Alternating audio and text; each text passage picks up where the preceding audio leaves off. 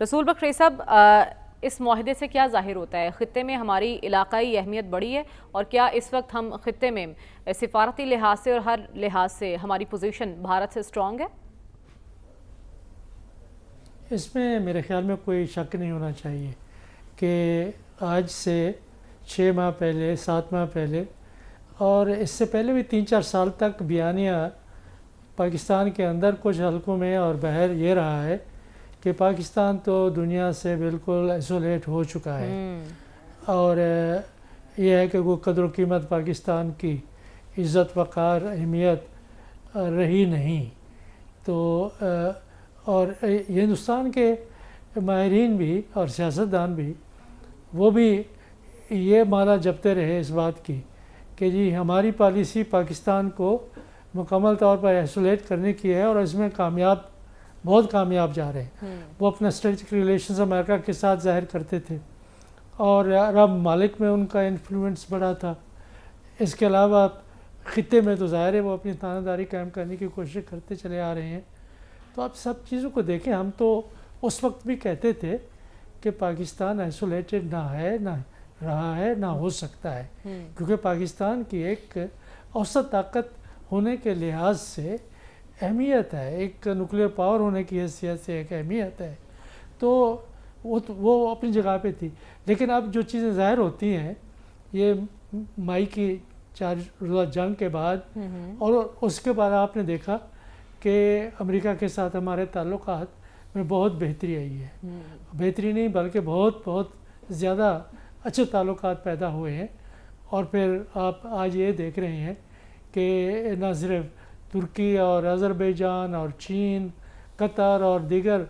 خطے کے ممالک، بلکہ آپ سعودی عرب کے ساتھ آج ایک میوچل ڈیفنس پیکٹ ہو گیا ہے۔ تو ایک بہت بڑی کامیابی ہے پاکستان کی خارجہ پالیسی کی، اور جتنا بھی اس کو سراہا جائے کم ہے، اور پاکستان اس خطے میں ایک اہم علاقائی طاقت کے طور پر ابھر چکا ہے۔ اور اس معاہدے کے سہارے جو ایک تعاون پیدا ہوگا دونوں ملکوں کے درمیان میں، یہ صرف کہنے کی باتیں نہیں ہیں، میں اس تعاون کی بات کر رہا ہوں کہ جہاں پہ کہ ڈیفنس پرچیزز ہیں، ڈیفنس پروڈکشن ہے، اور ریسرچ اور ڈیولپمنٹ ہے، اور اس کے ساتھ ساتھ میرا خیال ہے کہ اس کو آپ سے دفاعی معاہدے کو صرف آپ ایک عسکری معاہدے تک آپ اس کو محدود نہ کیجیے گا، کیونکہ آپ پاکستان کے عسکری قوتوں یا کسی اور ملک کی عسکری قوتوں، اس کی بنیاد صنعت ہوتی ہے، اس کی بنیاد معیشت ہوتی ہے۔ تو اس وقت پاکستان جن مسائل میں مالا مال ہے اور ساری دنیا کو کہہ رہا ہے کہ آ کے آپ یہاں پہ انویسٹمنٹ کریں، تو سعودی عرب کی طرف سے میں سمجھتا ہوں کہ یہاں پہ سرمایہ کاری پاکستان میں ہوگی۔ بے شمار ہمارے جو معدنی مسائل ہیں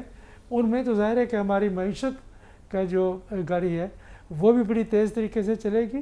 اور اس کی سمت بھی متعین ہوگی۔ تو میرا خیال ہے کہ ہر لحاظ سے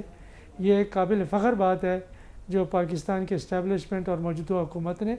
اس کو حاصل کیا ہے۔ ٹھیک ہے، تو آپ کہہ رہے ہیں دفاع تک معاملات محدود نہیں رہیں گے، اقتصادی، تجارتی اور معاشی ترقی کے امکانات بھی اس معاہدے سے بڑھ جائیں گے مستقبل میں۔ 10 مئی کے بعد نہ تو امریکہ کے انڈیا کے ساتھ ویسے تعلقات رہے رسول بخش صاحب، اور سعودی عرب کے ساتھ جو پاکستان کا معاہدہ ہوا ہے اس میں بھی 10 مئی کا ایک اہم کردار ہے، تو اس لیے بھارت تلملا رہا ہے اس پر۔ اس کے اثرات کیا ہوں گے، اسپیشلی اگر بھارت کی سیاست پر بات کی جائے تو؟ میرا خیال یہ ہے کہ جو ہندوستان کے خطرناک عزائم تھے ہمارے خلاف، وہ آہستہ آہستہ دم توڑ جائیں گے، اور جو ٹارگٹ پہ رکھا ہوا ہے پاکستان کو کافی عرصے سے مودی اور RSS کے جو وہاں پہ انتہا پسند لیڈر ہیں، وہ دم توڑ جائے گی یہ سیاست بھی وہاں پہ آہستہ آہستہ، لیکن اس میں کچھ وقت لگے گا کہ وہ زہر افشانی جو پاکستان کے خلاف کرتے رہے ہیں،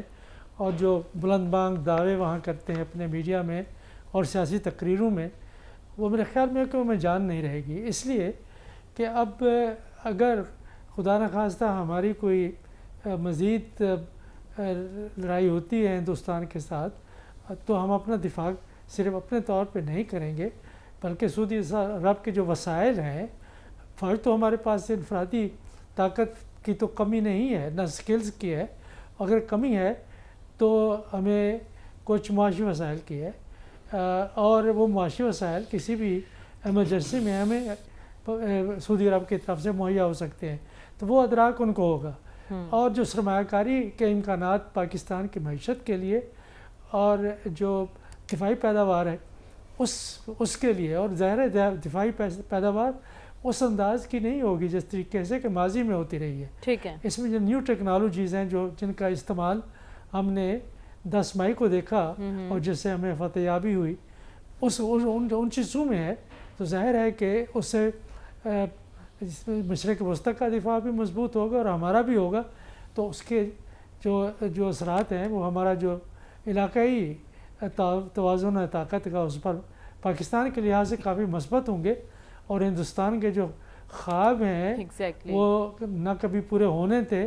اور اب میرے خیال میں